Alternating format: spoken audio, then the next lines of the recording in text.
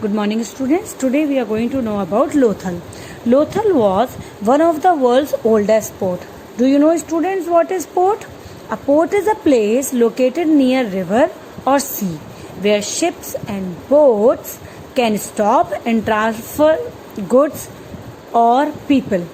Okay, so transfer of goods and peoples are done on these places. So Lothal is one of the place, and it is the place which was used for transferring goods. Okay, and it was used as a port in that era. It is located near Arabian Sea and river Sabarmati. Lothal is now the part of Gujarat. And do you know, students, there are some other interesting things which have been found at Lothal. First is dockyard. Dockyard, this was the exact place in Lothal where ships and boats used to stop for short periods. Goods or cargo sent from other places would be unloaded from the ship here, and goods produced by the Indus Valley people would be loaded onto ship. Now, workshop. What is workshop, students? Pieces of stone, half finished beads, and tools for bead making have been found here. It means it was the place which was kind of workshop for all these work. Okay, that it must be a workshop for what? Turquoise, lapis, lazuli, amethyst and agate. These are some semi-precious stone which have been found at Lothal. Some archaeologists also think that Lothal itself was one of the biggest centers for making artifacts and objects. Okay, and objects of what? From semi-precious stone, shells and metals. Since it was a port, so semi-precious stones would be easily brought here from far off the places. Okay, now Kalibanga. Kalibanga is now part of Rajasthan. It is in India. Some of the interesting things found at Kalibanga are fire altars. What is fire altars, students? These are mud brick platform found in the citadel area in Kalibanga. Archaeologists think they might have been used to conduct rituals and sacrifices. Second is a ploughed field. Marks or furrows that have been made by the plough many hundred of years ago, which is discovered now. Now Dholavira. Dholavira is a part which is now in Gujarat. Okay, there are some interesting things in Dholavira. First of all, 3 portions. The city is divided into 3 portions: Citadel, Middle Town and Lower Town.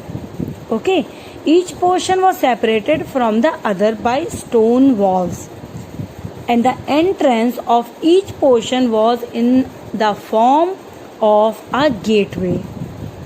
Reservoir. This was used to store rainwater. It must have been very useful since Dholavira had a desert type of climate. So you can see how much developed that type of civilization was. So, wooden board with Harappan script. 10 letters of the Harappan script have been found inscribed on the wooden board. Okay, students. One more thing which is found, that is large open area. This open space lies between the citadel and Middle Town. It looks like an open air stadium. Have you ever seen a stadium, students? The same it looked like. It may have been used for important events or ceremonies. It is just an assumption because we don't have any proof for that. Harappa. I hope you know about Harappa, students, as we have talked a lot about Harappa previous. Harappa is now part of Punjab, which is in Pakistan.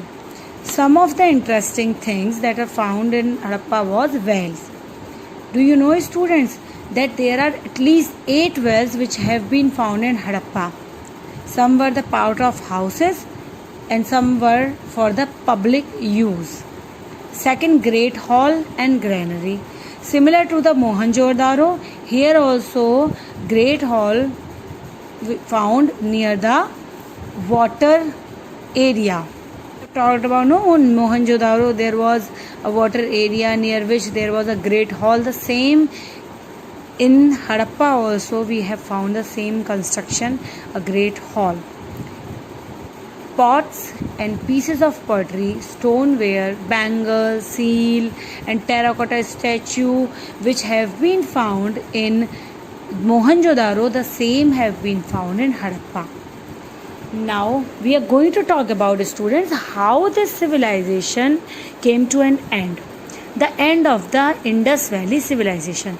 It is hard to say what led to the end, which is obviously not surely said by all, but there are many reasons that could be responsible. What are those reasons? Though these people relied on water from the river, right, for their survival.